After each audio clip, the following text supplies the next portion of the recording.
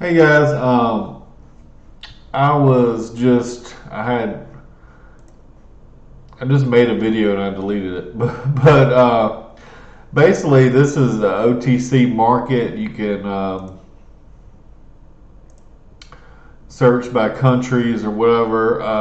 I can't even remember what country I put in there, but I want to say it was some kind of African country. And anyway, I came across this stock right here. Um,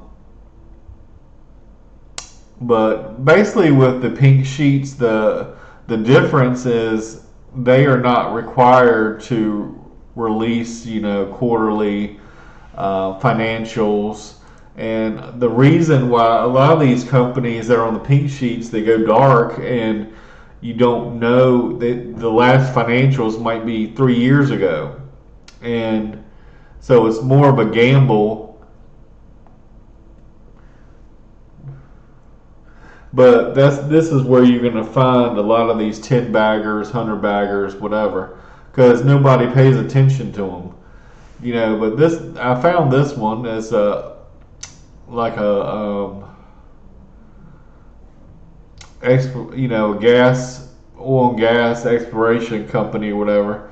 But they just had some news today, lo and behold, and I clicked on this earlier and it popped up, and all of a sudden when I click on it, nothing happens.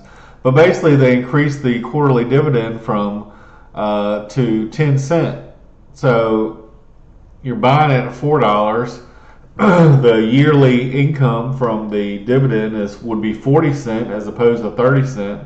And as you can see, it's a 7.7% yield at 30 cents. So this is going to be 10% dividend.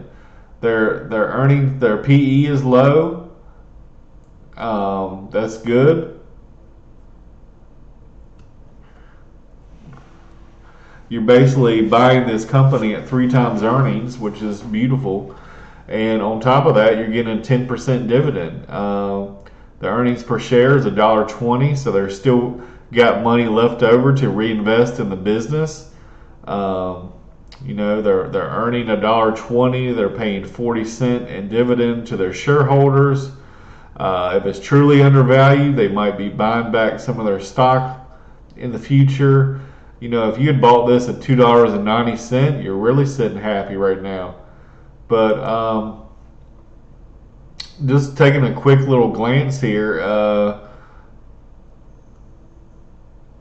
the cash position is 100 million right here. M means million. The market cap, you can buy the whole company for 72 million. And they got 100 million in cash. Granted, they got 50 million in debt, but the cash per share is $5.01. The book value is $4.61. You're buying the stock below book value. You got a cash position that is higher than the market cap of the company. Granted, you got debt, but if you're making money, you can afford to pay that debt. So the debt is high. It's 50%, more than 50% of the market cap, but you got 100 million in cash sitting there. I wouldn't mind throwing a couple $100 at this and see what happens. But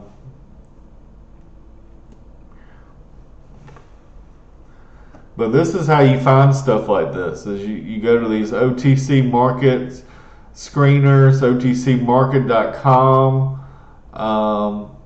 and unfortunately you can't search by PE. You can't search. I mean, I got a filter by price here.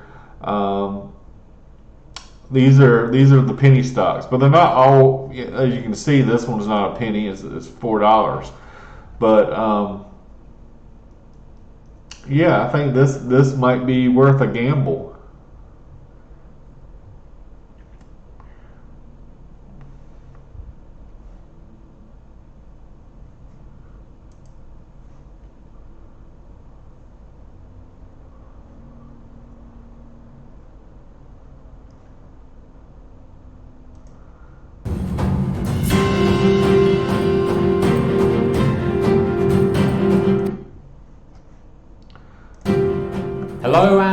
to the Proactive Newsroom. I'm delighted to be joined on the line today by Jay Lyons, the CEO of Orca Energy. Now, Jay, before we jump into a few deeper questions, I wonder if you could start by just giving us a little bit of an introduction to Orca Energy and what it is that you're doing. Okay, well, thanks for having us. Orca Energy is the operator of the Songo Songo gas field, which is off the coast of Tanzania.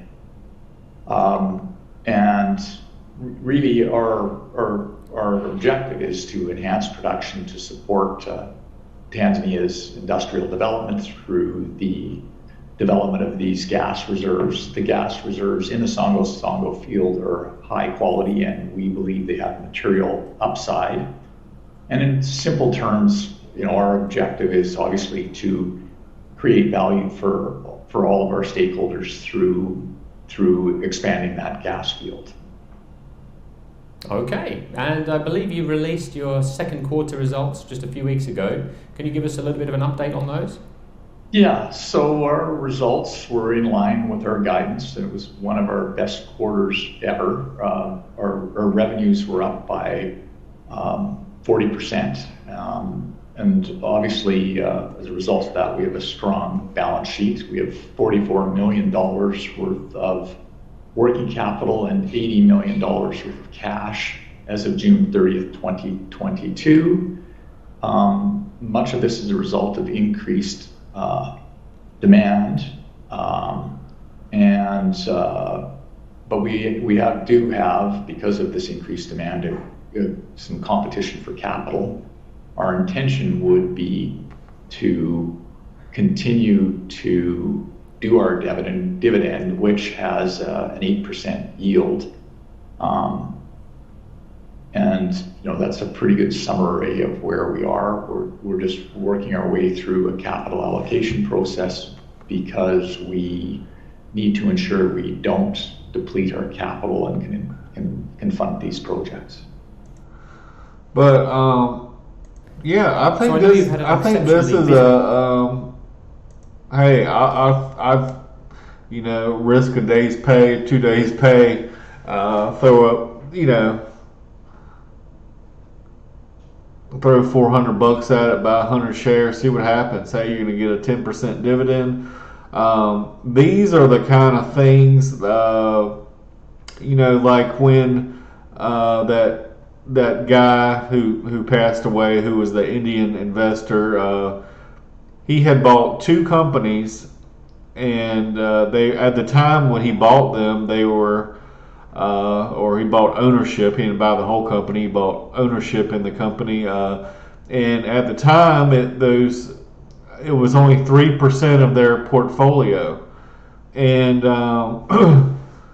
when the guy died, he had $4 billion, and out of that $4 billion, $2 billion was that jewelry one called Titan, I think, is one of the Indian jewelers. And it's still growing. It still has maybe a 50-year runway. So I haven't looked up Titan or anything. I don't know anything about it really, besides what Pabreri said briefly about it. And the other one he said was a pharmaceutical company that had gone up. It was basically 3% of his portfolio, and it had grown to, that if the guy's net worth was $4 billion and $2 billion was just in Titan, he basically had over 50% in that one company. And like I said, people will say, oh well, he should, he's overly, he needs to diversify or whatever. Like I said, people don't get rich by diversification. They get rich by concentrating.